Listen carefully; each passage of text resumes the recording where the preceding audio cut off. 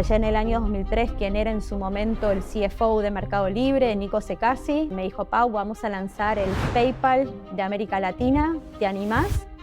Has tenido una trayectoria, digamos, espectacular en probablemente la compañía más importante de tecnología de la región. Mis palabras internamente fueron: yo no me quiero perder esto ni loca. Empiezas en Mercado Libre como contralora financiera. Mis padres por una semana creo que la única palabra que dijeron fue: recapacitá. Y 20 años después eres COO de Mercado Pago. Preguntarle al señor de seguridad cómo llegar a las oficinas de Mercado Libre. Cuando vio que yo apretaba los botoncitos para subir, se rió mucho y me dijo: no, es el botón para bajar. Ahí mismo fue la llegada al garage y bueno, las famosas 3 cocheras cerradas con Durlock, donde toda la magia estaban haciendo fueron verdad. Innovar dentro de una empresa es muy difícil. ¿Cómo fue el garaje de Mercado Pago? Podríamos hacer un capítulo entero de esas anécdotas. Varias personas que trabajaron contigo me hablaron mucho de tu capacidad de unir gente detrás de un objetivo. Todos las casas tirados en el piso con una tijera, reimprimiendo los QRs. Quiero meter en el cómo hacen las cosas en Mercado Pago. Mi marido me mira y me dice: vos vas todos los días a la oficina como si fueras a Disney. Wow. ¿No? Es esa sensación. Entraste a Mercado Libre en el año 2000. ¿Qué año para entrar a tecnología? Cuéntanos, digamos, cómo llegaste al fascinante mundo de las startups. Mira, coincidieron muchas cosas.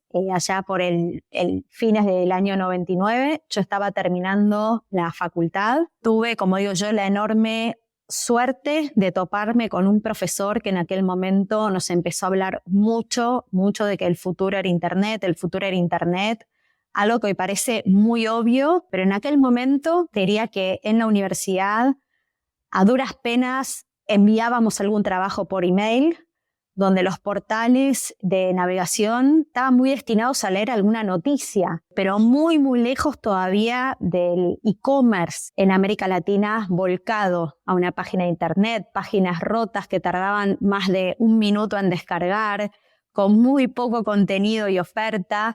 Yo me acuerdo cuando navegábamos online, era con esa conexión, te agarras el ruidito, y que si alguien levantaba el teléfono en tu casa, se caía la conexión. Moría. Así que era ese un poco el entorno en el cual el futuro era Internet. Por eso siempre destaco esa visión futurista y la enorme suerte que tuve de toparme con ese profesor. En aquel momento, empresas como Mercado Libre no eran ni de cerca lo que uno ambicionaba como futuro profesional. Eran mucho más las empresas de consumo masivo, las metalúrgicas, las automotrices, donde uno apuntaba a recibirse e ir a trabajar. Y me pasó que terminando la carrera y en medio de procesos de entrevistas con telcos y con empresas de consumo masivo muy reconocidas, una amiga me contacta y me dice: Pau, hay un grupo de chicos viniendo de Stanford con un plan de negocio para transformar el e-commerce y la manera de comprar y vender en América Latina, todas palabras que parecían psicodélicas en aquel momento, pero la frase del futuro es Internet en mi cabeza resonó fuerte y dije: ¿por qué no? Vamos a conocer de qué se trata el proyecto. Así que fue así como llegué en mi primera entrevista ¿Al garaje? al garage. Otra de mis anécdotas muy divertidas fue haber llegado al edificio, preguntarle al señor de seguridad cómo llegar a las oficinas de Mercado Libre. Me indicó el ascensor y cuando vio que yo apretaba los botoncitos para subir, se rió mucho y me dijo: no, es el botón para bajar. Así que ahí mismo fue la llegada al garage. Y el empezar a caminar esos primeros pasos de decir: ¿dónde será que esto sucede? Y bueno, las famosas 3 cocheras cerradas con Durlock, donde toda la magia estaban haciendo, fueron verdad. Y me pasó que de entrada se percibió esa energía startupera, ese ADN de garage, como hoy lo seguimos recordando. Y me acuerdo que mis palabras internamente fueron: yo no me quiero perder esto ni loca. El otro mundo tradicional va a estar siempre, saltar de acá para allá va a ser muy fácil, pero si yo le digo que sí a un Procter & Gamble o a un Movistar de aquel momento, sí se iba a tornar difícil por ahí tomar el camino contrario en los siguientes 5 a 10 años. Así que con un poco de visión, porque también hay que resaltar, ¿no? El beta continuo y el riesgo que uno toma como emprendedor en ciertos momentos de la vida, fue que dije inmediatamente que sí. Me acuerdo de llegar a casa y mis padres por una semana creo que la única palabra que dijeron fue recapacitar y mucho llanto de mi mamá especialmente, pero creo que eso me dieron más fuerza de decir esto va a suceder y lo vamos a hacer suceder, y esto la verdad qué lindo poder participar de algo que en aquel momento era simplemente un sueño y donde estaba todo por hacer. Ahora, empiezas en Mercado Libre como contralora financiera. Y 20 años después eres COO de Mercado Pago. Si tuvieras que apuntar algunos principios o decisiones que fueron clave para llevarte a esa posición, ¿cuáles serían? Cuando yo entro a Mercado Libre, recordemos, en aquel momento no existía Mercado Pago. Lo primero que tuvimos que hacer traccionar era el marketplace, convencer a la gente de publicar productos y convencer a muchísima más gente de comprar esos productos online. Y sí fueron unos años más tarde, allá por el año 2003, que nos dimos cuenta que una operación de e-commerce sin la solución del pago embebida y sin la solución logística que llegó unos años más tarde a Mercado Libre como parte de la propuesta de valor, en realidad no nos permitían tener una verdadera experiencia world class de e-commerce como veíamos en el resto del mundo. Y creo que haber empezado en este rol financiero, más cerca de los números, más cerca del ámbito, más ligada a los actores y a los medios de pago adentro de Mercado Libre, sumado a, creo yo, grandes valores que tiene la compañía, que yo siempre he destacado, ¿no? De predicar con la excelencia, de meritocracia, de dar el máximo, fueron un poco los atributos gracias a los cuales allá en el año 2003, quien era en su momento el CFO de Mercado Libre, Nico Secasi, me dijo, Pau, vamos a lanzar el PayPal de América Latina, ¿te animás? Así que esa pregunta a mí me remonta mucho a estas palabras que yo te digo. Cuando vos trabajabas con pasión, encarabas los proyectos dando el máximo, siempre queriendo generar impacto en todo lo que hacíamos, un poco las proyecciones de carrera venían más por los ofrecimientos que por uno ir a plantear cuál era su siguiente paso de carrera. Así que yo con 26 años y mucha inconsciencia le dije, claro que sí, que me animo, vamos a lanzar Mercado Pago. Así que ahí empezó esa espectacular trayectoria de gestar una plataforma que cuando quisimos ir a buscar un mecanismo de procesar pagos online para Mercado Libre, que fue el primer gran objetivo que tuvo Mercado Pago en su razón de ser, esa plataforma no existía. Dijimos, bueno, si no existe, vamos a crearla. Y el crear eso de cero, para mí fue como ese gran siguiente paso y gran oportunidad que tuve en Mercado Libre de agregar valor. Me pregunto, en esos 6 años, entre el año 2000 que entras y el 2006, ¿qué decisiones tomaste o qué cosas hiciste que fueron claves para ponerte en la posición de ser uno de los primeros miembros del segundo gran proyecto de la compañía? Siempre trabajamos con mucha visión, con mucha mirada estratégica de hacia dónde iba el mundo, mientras que para el e-commerce nos tocó mirar mucho a Estados Unidos, ¿sí? Empresas como Amazon que nos guiaron un poco en ese benchmark de lo que queríamos hacer. En FinTech la historia fue un poquito distinta. Yo creo que los primeros 6 años han sido 6 años donde el desafío principal fue escalar la operación, fue lanzar distintos mercados, fue asegurarnos que estos mecanismos que no existían para procesar de manera masiva pagos digitales los pudiéramos hacer a gran escala, donde tuvimos que aprender a dominar y tener bajo control elementos como el fraude que hacen a la realidad de una operación digital, donde tuvimos que salir a convencer a jugadores, no necesariamente las tarjetas de crédito y débito. Si uno piensa en América Latina, menos del 50% tenían una lógica de bancarización como para ser parte de este esquema. Entonces fue como trajimos a las agencias de cobranza, a las agencias de efectivo, a las transferencias bancarias, todas a ser parte de un ecosistema que le permitiera a cualquier latinoamericano ser partícipe del mundo digital. Entonces, escala fueron los primeros 6 años, abrirnos al mundo, ¿sí? Salirnos de Mercado Libre. Yo siempre digo Mercado Pago fue el primer pedacito del ecosistema de Mercado Libre que trasciende a Mercado Libre, porque nos dimos cuenta que si pudimos crear una operación escalable que le agregaba valor al marketplace más grande de América Latina, ¿cómo no íbamos a poder hacer lo mismo para cualquier emprendedor, empresa,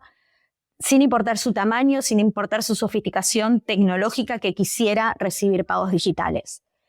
Así que esa fue la segunda etapa. Tercera etapa, la oportunidad enorme de haber llegado al mundo físico, cuando uno empezó a ver que en América Latina la computadora de la gente era el celular, que iba con uno a todas partes, y viendo esto que yo te decía, ¿no? De mirar hacia ciertos paralelismos, ¿no? Cuando miramos la región, ATMs por habitante, POS por habitante, todo daba unos ratios muy, muy bajitos, y dijimos, acá hay una oportunidad enorme de también generar impacto en mundo físico, no siguiendo el juego tradicional de los jugadores tradicionales, que era entrar por arriba a la punta de la pirámide, servir al 20% de la población y quedarse con el 80% de la transaccionalidad, sino cambiando todos los paradigmas, toda la propuesta de valor, los canales de distribución, y entrar bien por debajo de la pirámide, llegando a millones y millones, como nosotros llamábamos, de lolos, que es nuestro low end del long tail, ¿sí? Para realmente generar algo distinto, poder impactar de una manera diferente, que arrancó con herramientas de procesar pagos, pero que siguió con todo el set de servicios financieros que empezaron a permitirnos que Mercado Pago se transforme realmente en una herramienta de inclusión financiera y de abrir puertas y generar oportunidades para muchas, muchas personas que en la región no las tenían abiertas. En Startupeable creemos firmemente que el talento está presente en todo el mundo, pero las oportunidades de llegar a él, no.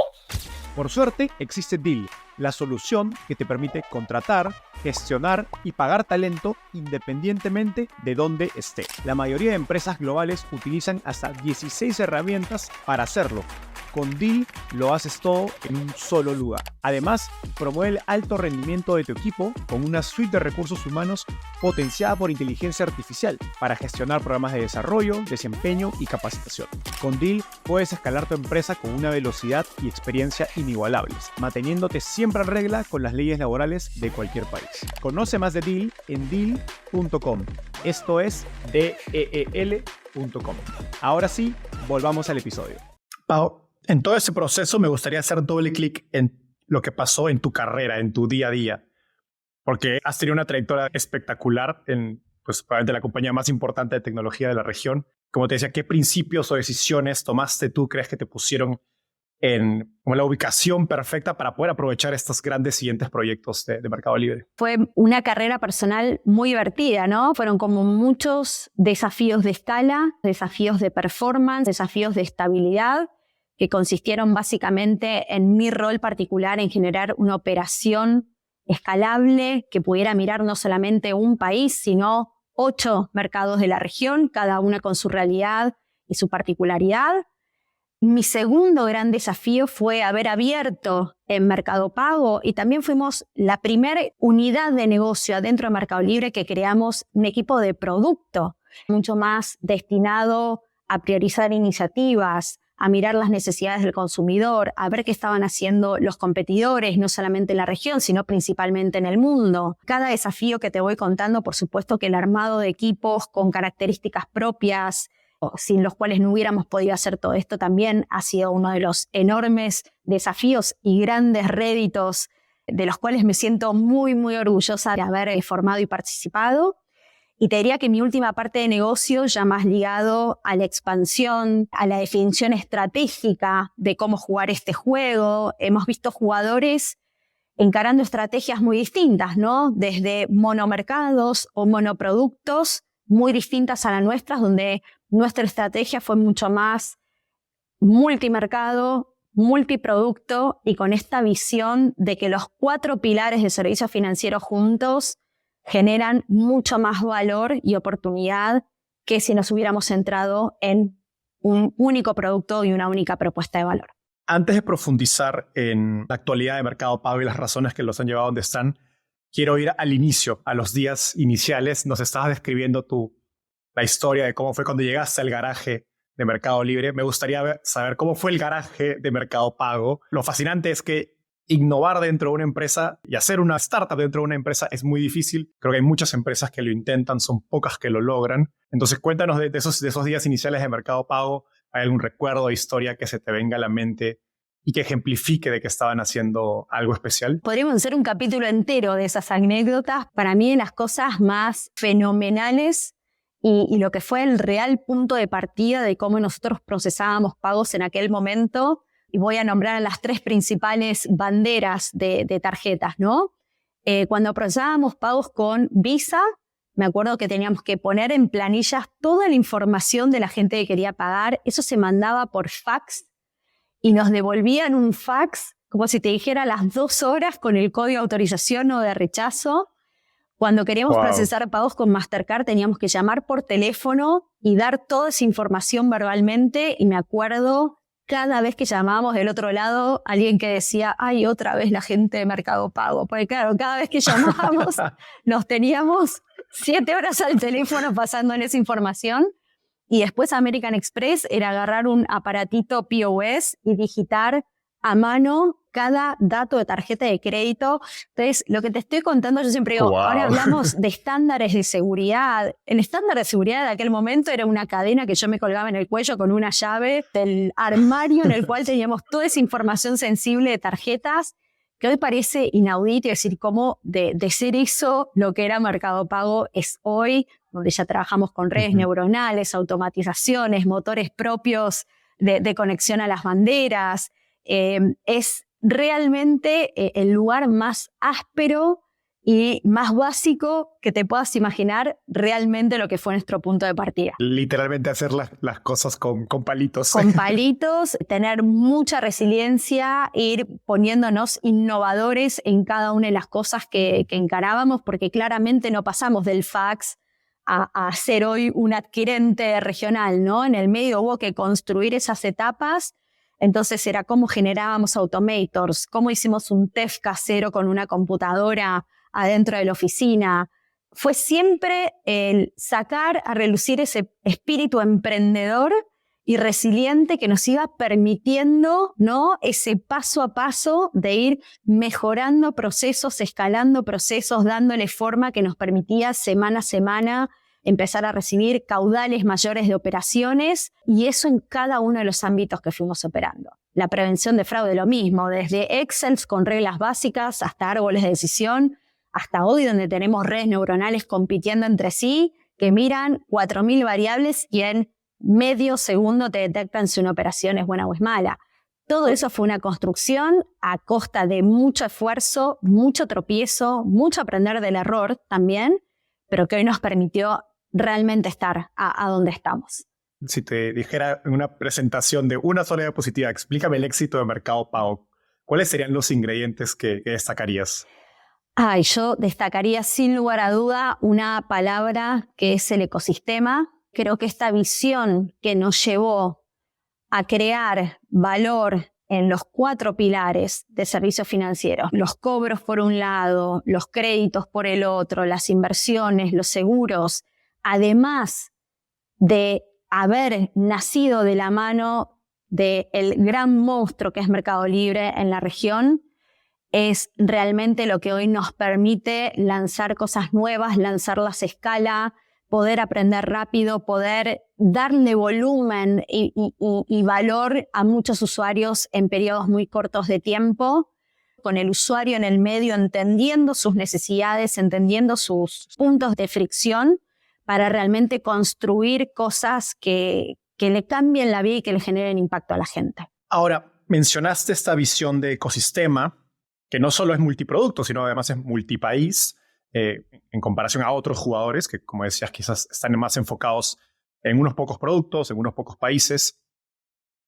¿Por qué Mercado Pago ha tenido tanto éxito en expandirse hacia tantas verticales diferentes? Nuestra visión de expansión ha sido siempre en una lógica de que la conjunción de esos verticales generan un círculo virtuoso entre sí. Te voy a dar un ejemplo. Si nosotros hubiéramos sido una empresa que solo nos enfocábamos en dar crédito, probablemente nos hubiera costado muchísimo conseguir la información transaccional para que nuestros modelos de score sean eficientes. Entonces, nosotros empezamos quizás desde un lugar distinto, desde la puerta más masiva de todas, que es conocer desde lo transaccional a nuestros usuarios a la hora de pagar o a la hora de cobrar, que es lo que uno más habitualmente hace cuando opera servicios financieros.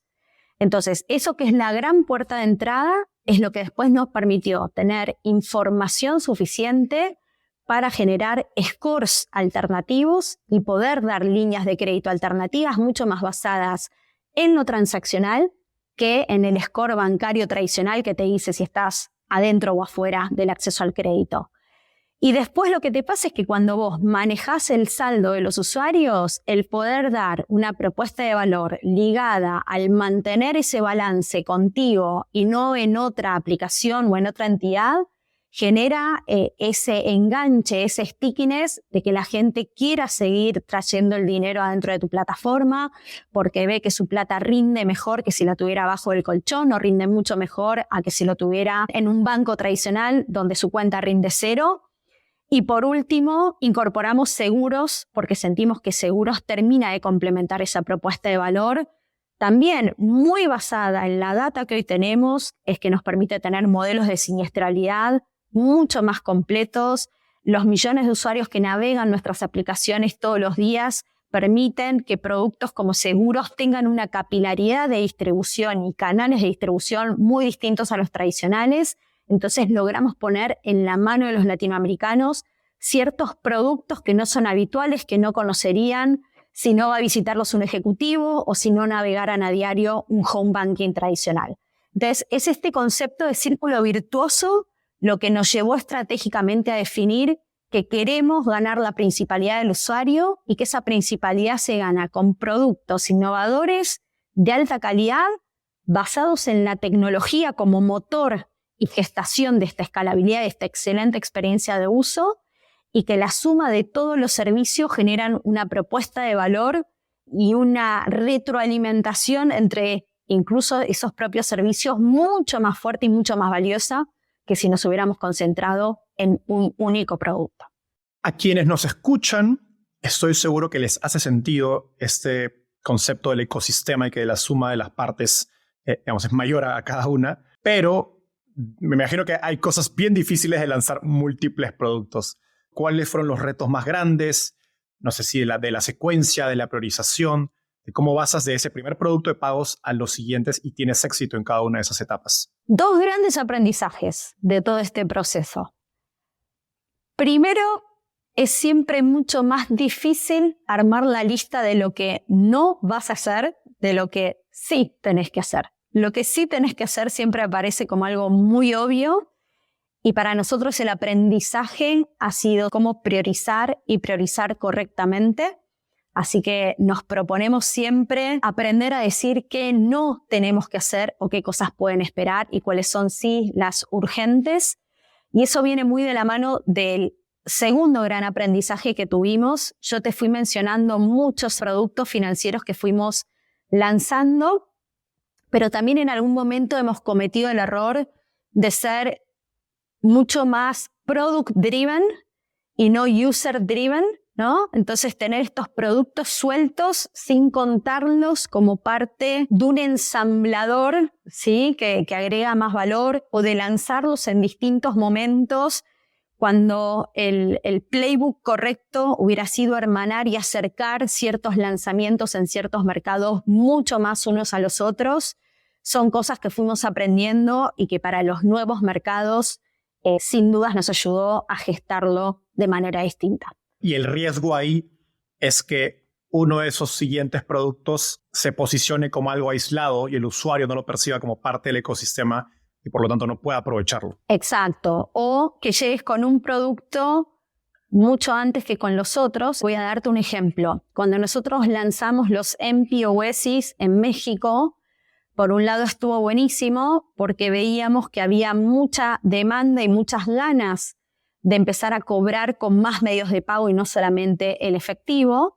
Pero claro, al haber empezado en una camada de vendedores con tan poca inclusión financiera, ese dinero que pasaba a vivir ahora en una billetera digital estaba buenísimo porque ayudaba al vendedor a vender más, pero claro, ¿qué hacía después la persona con ese dinero en una cuenta digital y sin poder usarlo? Entonces eso rápidamente te decía, el MPOS solo lindo, pero no es suficiente. ¿Por qué? Porque necesitamos una tarjeta de débito, una tarjeta prepaga que ahora ayude al microemprendedor a que los fondos digitales que empieza a recibir los pueda usar eficientemente. Entonces, quizás nos demoramos un poquito y tuvimos que ir por el reto de haber aprendido más a los golpes o a las quejas de que un producto sin el otro de la mano no hacían del todo sentido. Cuando ustedes empiezan, el panorama competitivo pues era muy diferente a lo que es hoy. Como nos dijiste, prácticamente no había nada en términos de pagos. Y hace unas semanas tuve en el podcast a Pedro Arndt, quien fue CFO de Mercado Libre, y me contó una tesis interesante. Y él decía que en el ciclo pasado las startups ganaron en base a mejor tecnología, pero que hoy los incumbentes, pues bancos, por dar un ejemplo, han logrado equiparar estas capacidades y que las nuevas ventajas competitivas van a venir más de las tradicionales como las licencias o la marca. Me pregunto si estás de acuerdo con esto y cómo dirías que ha cambiado el mercado en que juega Mercado Pago hoy y por lo tanto cómo está cambiando la forma en que ustedes tienen que operar para seguir ganando. Creo que cuando hablamos de los incumbentes hay todavía una diferencia muy grande de a qué segmento los incumbentes quieren servir.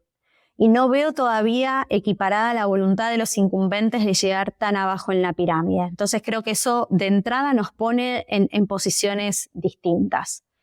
Creo que el incumbente ha avanzado, es cierto, en ciertos aspectos tecnológicos, pero es divertido ver encuestas en nuestra región, ¿no? Donde todavía la gente dice que prefiere ir al dentista antes que ir a un banco.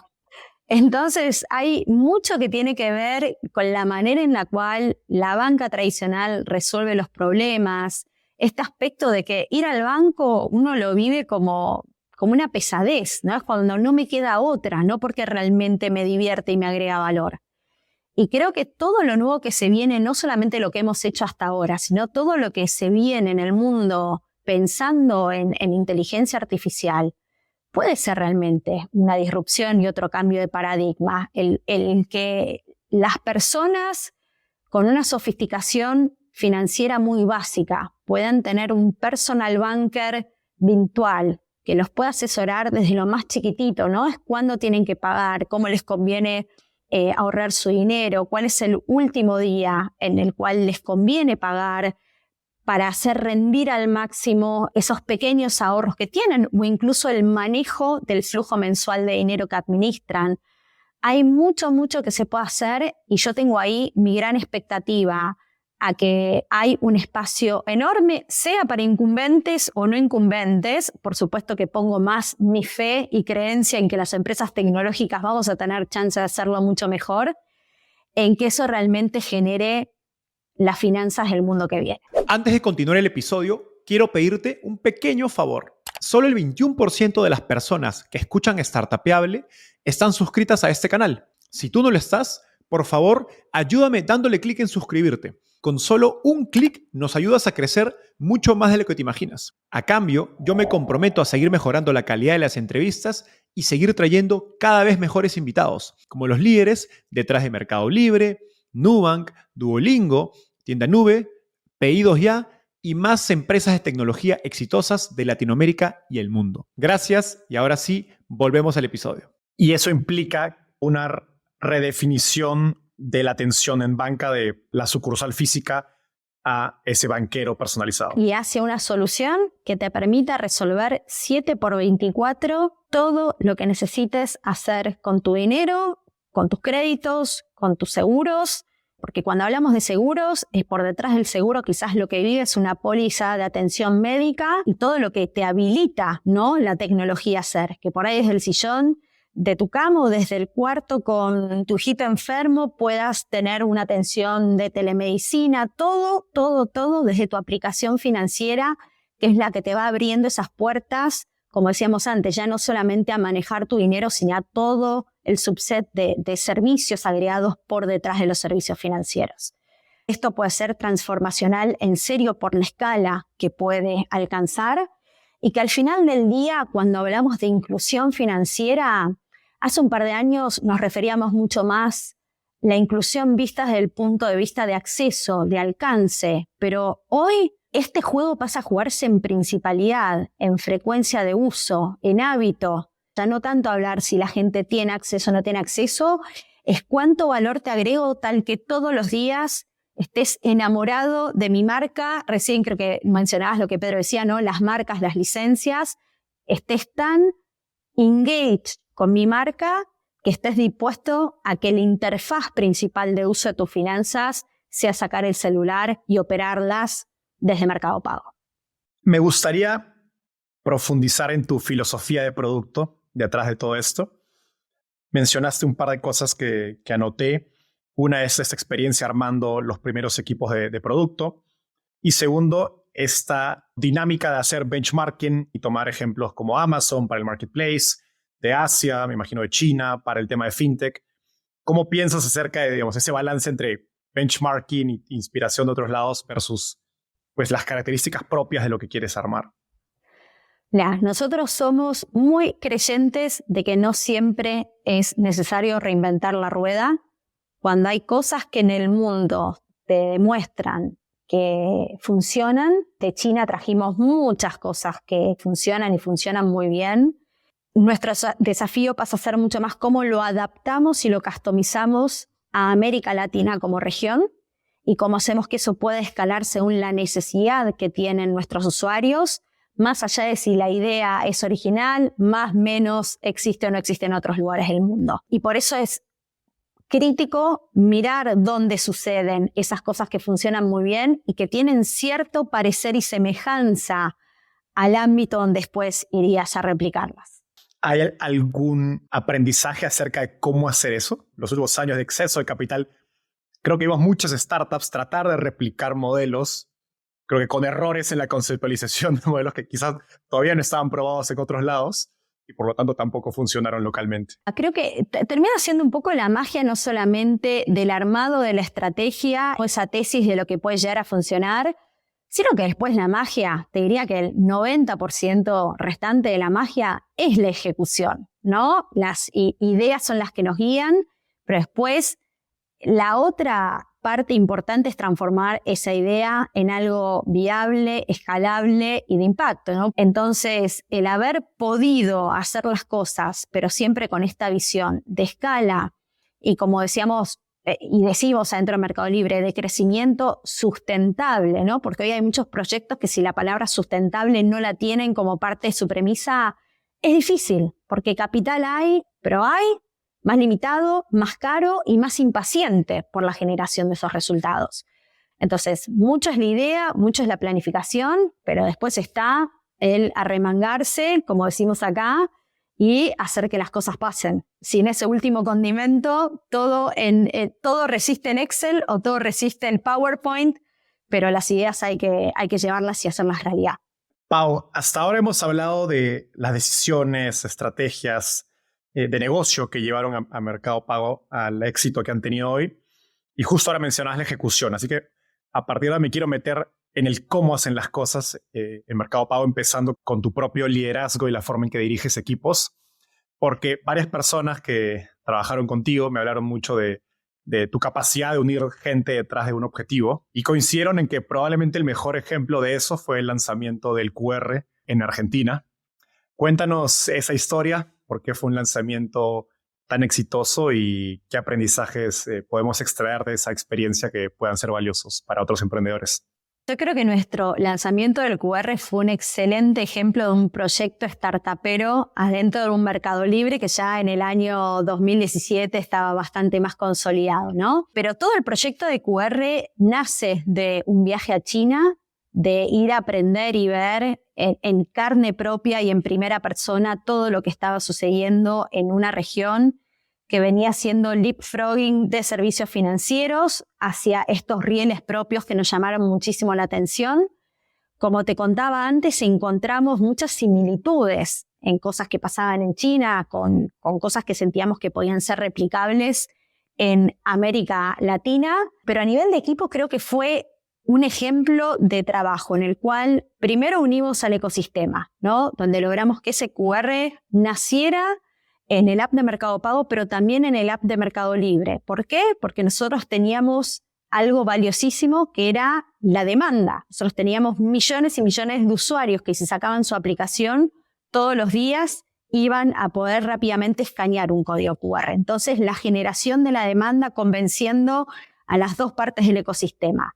La generación de la oferta, donde armamos toda una estrategia muy, muy bajada a tierra. Entonces, esta lógica, yo te puedo contar cosas muy divertidas, como teníamos mapas en el cual sobreponíamos las aplicaciones de Mercado Libre y Mercado Pago, en qué regiones del país estaban, con los mapas de Google Maps donde nos mostraban los comercios.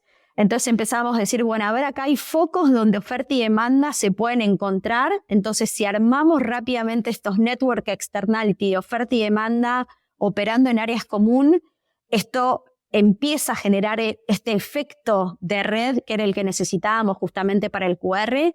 Yo me acuerdo que teníamos un equipo de producto muy chiquito en ese momento y las chicas venían y decían, mira, Pau, se nos ocurre una idea buenísima, podemos salir a buscar a todas las cerveceras, hacer un 2x1 en el día de San Patricio, entonces los jóvenes ya van a empezar a pagar las cervezas esos días con el QR.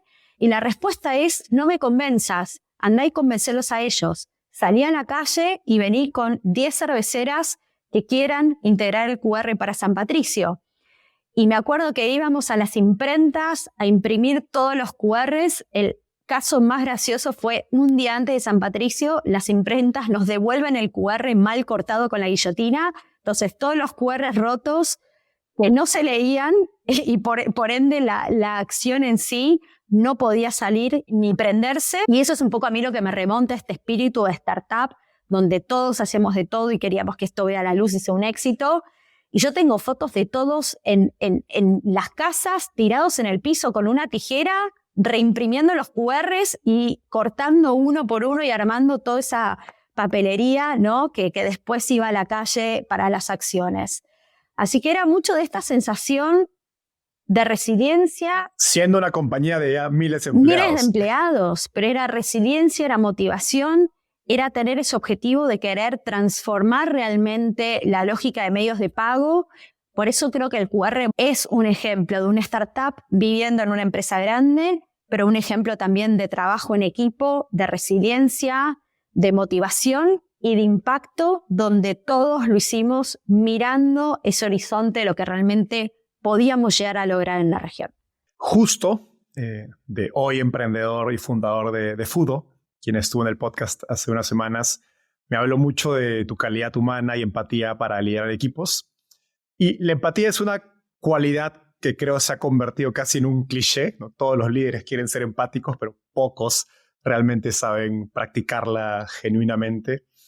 ¿De dónde viene esa empatía y cómo crees que otros líderes pueden desarrollarla? Yo creo que la empatía es una manera de describir un conjunto de valores con los cuales yo intento trabajar y que no son valores que he formado únicamente en el ámbito profesional. Mucha honestidad en los valores, mucha transparencia y el cero agenda oculta a la hora de hacer las cosas. Y mucho hard work, ¿no? El famoso predicar con el ejemplo, en inglés, ¿no? La frase lead by example, pero muchas veces el empezar a lead by design, ¿no? Es el darnos cuenta que en algún momento de nuestras carreras nuestro principal desafío ya no es meter los goles y jugar de 9 y jugar de arquero y jugar de 5, sino que tenemos que pasar a transformarnos en directores técnicos. Y que el mejor y mayor asset de un director técnico es formar y tener a los mejores jugadores.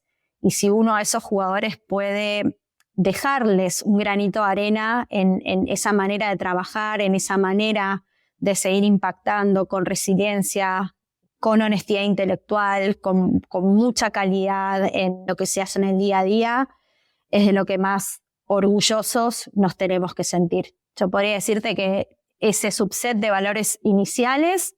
En mi caso, por ahí arrancan ni siquiera con un líder profesional, arrancan con mi abuela, que fue una de las personas que más me transmitió esto de hacer las cosas en grande, a su manera, pensando en los demás, con mucho esfuerzo y mucha pasión en todo lo que ella hacía, pensando en el otro. Así que para mí es una génesis que no arranca cuando te tornas un profesional, que te acompañan desde que sos persona y transmitís esos valores en el día a día.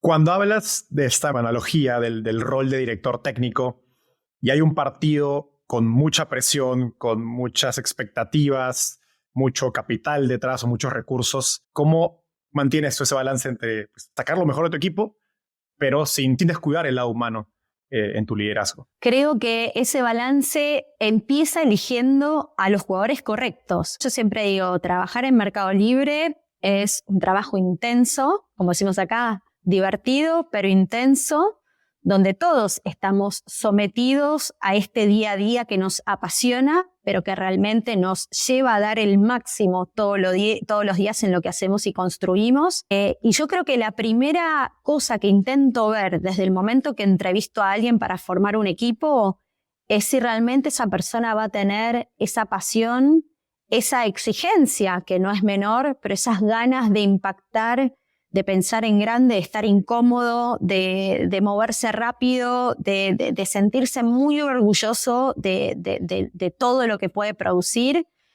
Para mí, el mejor regalo que tengo cuando alguien por ahí deja Meli o se va a algún proyecto propio es poder mirarlo y decirle, esta es tu huella, lo que nos dejás es esto, ¿no? Y vos fuiste quien construiste el fondo de inversión, o gracias a vos lanzamos la tarjeta prepaga, o vos fuiste muy protagonista, pero que cada una de las personas se pueda ir con esa vivencia profunda del rastro que dejó. Entonces, desde la elección de las personas, desde mantenerlos desafiados, desde poder contagiar este entusiasmo y ayudarles a generar las herramientas para hacer que las cosas pasen, creo que es lo fundamental para que esto se retroalimente y siga sucediendo generación tras generación. Hablemos un poco más de la cultura, Mercado Pago. Hace un ratito nos contaste la historia de cómo hicieron los primeros pagos, ¿no? Llamando por teléfono a Mastercard, a Visa, para pasarles los datos. Y creo que es una muy buena historia que ejemplifica una frase que me mencionó Elena de Mendel, que era tu frase célebre de hicimos esto con 2 chauchas y 2 espadas de cartón. Pero a medida que creces y hay más recursos, más difícil, ¿no? Mantener esta recursividad. Los equipos se suelen relajar. ¿Cómo ha logrado Mercado Pago y Mercado Libre en general mantener ese espíritu recursivo pese a su tamaño? El chauchi palito, ¿no? Las espadas de cartón. Es cierto que cuando la compañía toma un determinado tamaño o una determinada complejidad, hay que trabajar mucho en la motivación de la gente porque ya no es un equipo chico de 20 personas a quienes hay que motivar para que eso suceda y el fail fast and cheap, ¿no? que todos solemos abrazar desde el emprendedurismo, sino que ya hay muchos equipos concatenados que tienen que hacer lo propio o hacer su pedacito para que la suma de esos pedacitos construyan el todo. Y lo que a nosotros nos genera muy buenos resultados es trabajar eso, ¿no? Desde la comunicación abierta, desde el demostrarle a cada uno de los equipos que su contribución es fundamental para que ese todo vea la luz. Cuando lanzamos un proyecto nuevo, solemos traer a esos distintos equipos a la mesa, hablar del proyecto, hablar del impacto, que el proyecto se viva en impacto. Es decir, si yo participo de esto y lo hago suceder, esto es lo que va a estar sucediendo, ya sea para el bien de Melio, ya sea para el bien de los usuarios o ya sea para lo que queramos impactar, ¿no? Si fueran proyectos internos o externos. Y esa lógica de tener a todo el mundo comprometido, motivado desde el inicio, conociendo el proyecto, sabiendo qué rol juega, cómo pueden contribuir, sin duda son los casos de éxito y de mejor performance que después tenemos en el tiempo. Cuando un equipo lo involucras medio que de costado y que hay que hacerlo porque hay que hacerlo y le fijas un deadline sin la explicación concreta de cómo su pedacito agrega valor en una cadena más grande, es mucho menos probable de que eso funcione en armonía, salgan las cosas a tiempo y con la calidad que queremos que vean la luz. Hablando del deadline, me pregunto si hay manera de replicar las limitaciones que tenías en el ambiente startupero cuando son 10, 20 personas en una compañía a escala. Y que porque esas limitaciones son en parte las que hacen que los equipos sean más innovadores, más urgentes. Sí, y una manera que nosotros tenemos de trabajar es separando mucho lo que llamamos el negocio ongoing, ¿no? El business as usual, de lo que son las apuestas o las semillas. Entonces, esas semillas tratamos, por un lado, que no compitan en prioridad de recursos tecnológicos, porque sabemos que el negocio en curso siempre le va a terminar ganando, entonces las aislamos bastante, las llevamos desde squads más chiquititos, con personas con mentalidad mucho más de llevar cosas del 0 al 1, más ágiles, más de prueba y error, con menos presión, ¿no? Ya lo estoy lanzando y mañana tiene que generar impacto, sino que le damos esa posibilidad de crecer, de desarrollarse, y eso no funciona muy bien. Si quisiéramos tener todo en la misma bolsa, con una misma dinámica, se complejiza y no todos tenemos el mismo ADN, ¿no? Yo siempre digo, hay gente que es buenísima para llevar las cosas del 0 a 1, gente que es buenísima para llevarlo del 1 al 99 y gente que es buenísima para llevarlo del 99 y refinarlo al 100. Entonces, armar equipos con esas características, sacando lo mejor de cada uno de los equipos para cada una de esas etapas, es otra de las cosas que tenemos como directores técnicos que aprender a hacer y hacer muy bien para que cada producto en su momento concreto de desarrollo tenga el equipo adecuado que más lo haga florecer, ¿no? O lucir. Elena también me contó de varias situaciones en que lo dabas todo como emprendedora, como si fuera el día uno, aun cuando ya eran más de 20,000 empleados. Me comentó de días que pasabas trabajando sábados, domingos, metiéndote en proyectos que no eran de tu área. ¿Qué se necesita para mantener esa mentalidad emprendedora a medida que la compañía crece? Y pienso en temas como, por decir, compensación, autonomía para tomar decisiones, la estructura organizacional. Pienso en el diseño de la organización para mantener esa mentalidad. A ver, yo siempre digo que en mi caso es difícil porque yo nací con ese ADN. Yo siempre digo, mi primer hijo fue virtual, después vinieron los de carne y hueso, ¿no? Entonces, es cómo hacer para no perderlo. Y me parece que en la práctica es un poco de las combinaciones que recién decías.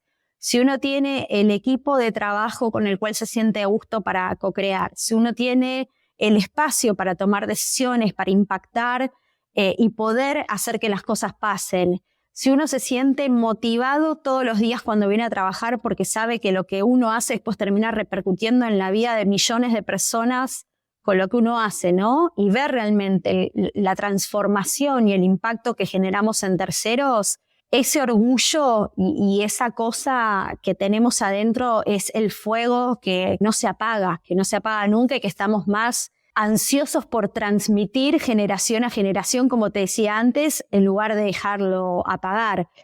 Yo siempre cuento una frase que yo cada día que vengo a trabajar, mi marido me mira y me dice, vos vas todos los días a la oficina como si fueras a Disney. O sea, no a trabajar, a Disney. ¿No? Es esa sensación de llegar energizado, de saber que van a hacer un montón de reuniones, pero que cada reunión vamos a estar haciendo algo que nos permite estar más cerca de un objetivo, más cerca de mejorar un producto, más cerca de lanzar algo nuevo, más cerca de impactar en la vida de la gente. Entonces, en mi ecuación personal, esa posibilidad del desafío profesional con el impacto que uno crea en las personas ha sido la combinación que nos tiene muy motivados a seguir haciendo como si fuera el primer día y que esa llama y esa pasión no se apaguen nunca. Hace un ratito hablabas de cómo mucho de esta cultura de es excelencia, de mucha motivación, mucha pasión, empiezan en el reclutamiento y en el perfil de gente que atraes, en los jugadores, digamos, de fútbol que atraes. Y tanto Mercado Libre como Mercado Pago se ha convertido en una cuna de emprendedores. Mencioné a dos ahorita que estuvieron por el podcast, Elena de Mendel y justo de Fudo. ¿Cómo haces para reclutar a esos perfiles emprendedores a tu equipo? Y segundo, cuando los contratas, ¿Sabes que se van a ir? ¿Es un riesgo del que te sientes cómoda? Nuestro proceso de contratación es un proceso, te diría que exhaustivo.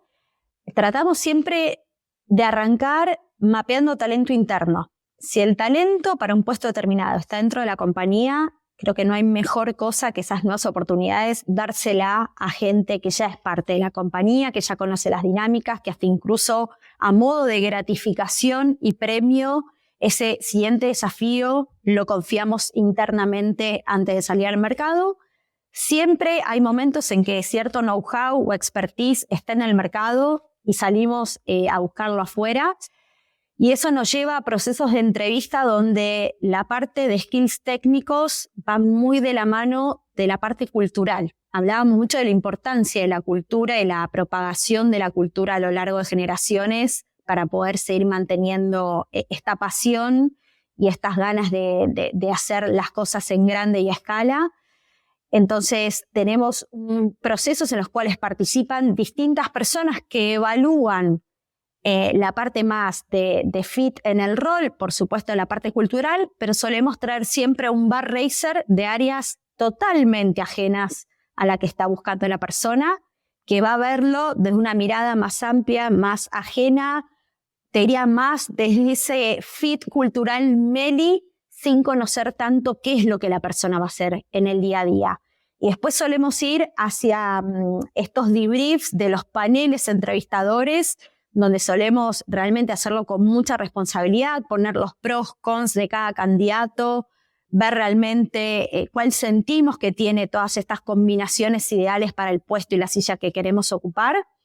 Y sí, muchas veces sabemos que las personas que vienen pueden estar un tiempo, lo suficiente para generar impacto interno, pero que también Meli es una cuna de aprendizaje y un lugar donde el motor emprendedor se mueve todos los días. Entonces, para nosotros no es anormal o ajeno que después salgan excelentes ejemplos de emprendedores que siguen adelante con sus proyectos. A mí me pasa mucho he hablado hace poquito con Justo de este tema y Justo me decía, uno no valora ese día a día de Meli porque lo toma como lo obvio o lo razonable, y cuando te vas afuera te das cuenta del bagaje de conocimiento, de herramientas que uno tiene, que no es que no las valorás, pero las das tan por sentado que cuando lo vivís de afuera también es recíproco, ¿no? Es todo lo que te llevas, es un montón, es mucho más de lo que por ahí un emprendedor que arranca de cero sin todo ese conocimiento tiene, y ellos mismos me decían, es como un pequeño atajo a cosas que si yo no hubiera hecho mi camino dentro de Mercado Libre hubiera tenido que aprender de cero y quizás con mucho más golpes y más piedras en el camino. Mencionaste brevemente el término de bar racer. Sí. Que es un concepto que sé que, si no me equivoco, viene de Amazon. Cuéntanos qué es brevemente y por qué es importante en este proceso. Nosotros en el bar racer delegamos sobre todo esta mirada cultural. Como te decía antes, no pretendemos que el bar racer sea alguien que pueda evaluar al candidato en sus skills necesarios para la silla que va a ocupar, pero sí la mirada más amplia cultural de Mercado Libre en cómo lo imagina en esto, ¿no? En su resiliencia, el beta continuo, el dar el máximo a la hora de trabajar, en su posibilidad de trabajar en equipo, ¿sí? El competir hacia afuera, pero colaborar mucho hacia adentro, en la visión y la excelencia de usuario que sentimos que va a predicar. Entonces, muchos de nuestros valores culturales llevados al momento de la entrevista para que alguien ajeno al área lo pueda ver con esta mirada un poco más agnóstica, pero de nuevo, sin perder el foco principal de ese rol, que es que nos pueda traer su doble clic de cuánto fit cultural el candidato pueda tener con la cultura de la compañía. Ahora, también es cierto que han sido capaces de reclutar y retener por muchos años a grandes emprendedores como tú, Osvaldo, Pedro y otros más conocidos, que bien podrían irse a otras grandes empresas o empezar sus propias startups y probablemente levantar grandes sumas de capital en una presentación. ¿Qué tiene que hacer una empresa como Mercado Libre para retener a ese nivel de ejecutivos tan probados? Bueno, viste, yo te conté hace un rato que en mi caso, mi primer trabajo, full time, ha sido Mercado Libre. Entonces yo siempre digo, qué difícil cuando uno arranca en compañías como Mercado Libre ver que hay otras opciones afuera, ¿no? Porque digo, es muy difícil dar el salto contrario, como te decía antes, hacia industrias por ahí más tradicionales o que hacen las cosas de manera menos innovadora, más verticalista. Entonces creo que lo que hoy Mercado Libre nos da es este espacio de co-creación, este espacio de meritocracia como gran parte del reconocimiento, este espacio en el cual podemos venir y cambiarle la vida a la gente, y este espacio donde muchas veces, te lo voy a llevar, ¿viste? La frase más típica o cliché es "Sky is the limit", pero la verdad es que nosotros lo transformamos en una frase mucho más aplicada a lo que nosotros hacemos, y esto surgió de una charla con quien era mi co-equiper técnico en los inicios de Mercado Pago, que un día me dijo, Petiza, lo importante son las ideas, el resto es código, ¿no? Como diciendo, si nosotros traemos acá ideas que están buenas y que las podemos hacer y que realmente van a impactar, después las ejecutamos, las escribimos y las hacemos realidad. Pero ese lugar para crear esas ideas, esos proyectos que queremos tornar realidad e impacto en la región, creo que no hay tantas empresas como Meli, con el sustento de Meli, con la excelencia de Meli, en el cual uno realmente las puede hacer suceder. Pau, llegamos al segmento final. Esta es una ronda de preguntas rápidas. ¿Estás lista? ¡Vamos! ¿Cuál es el elemento más difícil de tu trabajo, aparte del tiempo? Yo creo que lo más difícil es que lo difícil no se transforme en un stopper. Si hay algo que aprendí en estos 25 años de Meli, es no tomar al no como el status quo, y que cualquier situación difícil la tenemos que transformar en un desafío y batallar por ese desafío para lograr hacerlo suceder. Me encanta. ¿Cuáles son las preguntas más importantes para las que hoy no tienes respuestas? Creo que hay mucho del contexto latinoamericano que puede generar cambios cuánticos en la manera en las cuales hacemos las cosas, pero que han sido parte de la gimnasia con la cual venimos trabajando, gimnasia para la cual estamos muy, muy preparados, pero más que estar preparados para aquello que no sabemos, creo que lo más importante es nunca achancharnos, nunca sentirnos cómodos y nunca creérnosla, porque ahí es donde empezás a estar en grandes problemas, ¿no? Ahí es donde puede venir una empresa así de chiquitita por el costado y pasarte muy, muy rápido y sin que te des cuenta. Así que el estar cada día como si fuera el primer día, el siempre seguir mirando para adelante y ver todo lo que todavía tenemos por hacer, y el no temer a canibalizarnos a nosotros mismos en muchas de las cosas que hacemos, creo que es de las grandes cosas para mí que nos tienen que ayudar a estar alertas frente a esas cosas difíciles que todavía no conocemos o no tenemos la respuesta para dar. El famoso dilema del innovador. 100%, siempre presente. ¿Cuál es el consejo más contrario o poco común que tienes para los emprendedores que te están escuchando? Yo creo que hoy a los emprendedores los escuchamos y los llenamos de consejos, así que me cuesta decirte si lo han escuchado o no. Pero esto que hablamos hace un rato, ¿no? El tiempo que tenemos que dedicar a armar equipos de calidad. Yo creo que, por lo menos en nuestra época de startup, hemos pasado por una primera fase de armados equipos donde era más, ¿viste? Trae gente que tenga ganas de hacer. Te doy un ejemplo.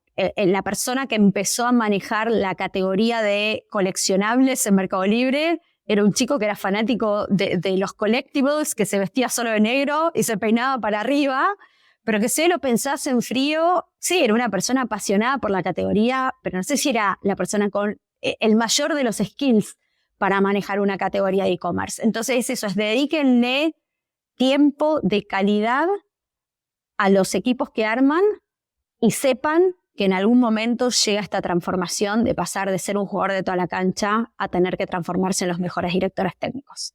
Finalmente, ¿qué preguntas no te hacen que crees que deberían hacerte más seguido? Te la voy a cambiar y no te la voy a poner en tercera persona, no tanto que me hacen, sino que deberíamos hacernos, ¿no? Yo creo que esta también es indirectamente un consejo para los emprendedores y para las personas en general. Y creo que esa pregunta está ligada a si somos felices y si estamos felices. No solamente mirando el corto plazo, sobre todo para los emprendedores que a veces esa felicidad tarda un poquito más en llegar, pero si la ecuación de vida, si lo que estamos haciendo realmente nos llena y nos pone en ese equilibrio, ¿no?, tan importante de satisfacción personal, de vida personal con vida profesional, que si uno no logra cuadrarlas y armonizarlas como una sola cosa, es muy, muy, muy difícil que eso tenga larga vida. Entonces creo que es eso, siempre a lo largo de todo el trayecto, el preguntarnos un poquito más si somos felices. Pregúntense al levantarse si ir a su trabajo es como ir a Disney. Es como ir a Disney. Y si la respuesta es sí, por más que la montaña rusa nueva todavía no esté estrenada, si sienten esa pasión por terminar de construirla y por saber que millones de personas van a subirse y usarla y generar el impacto que quieran generar en sus clientes, es lo que realmente les da ese fuego y esa pasión todos los días. Pau, gracias por el tiempo. Ha sido una charla increíble y me encanta esta analogía de ir a Disney. Espero que quienes nos escuchen estén yendo a Disney mientras nos escuchen con sus proyectos y startups. Gracias, Pau, por este tiempo. Un placer y muchas, muchas gracias a vos. Gracias por acompañarnos hasta el final del episodio. A diferencia de un inversionista, no te cobramos por nuestra sabiduría, pero para poder seguir creciendo necesitamos de tu ayuda. Así que comparte este episodio con tus amigos emprendedores. Y si quieres recibir el resumen con lo mejor de todas nuestras entrevistas, no dejes de suscribirte a nuestra newsletter dándole clic aquí. Nos vemos en el próximo episodio.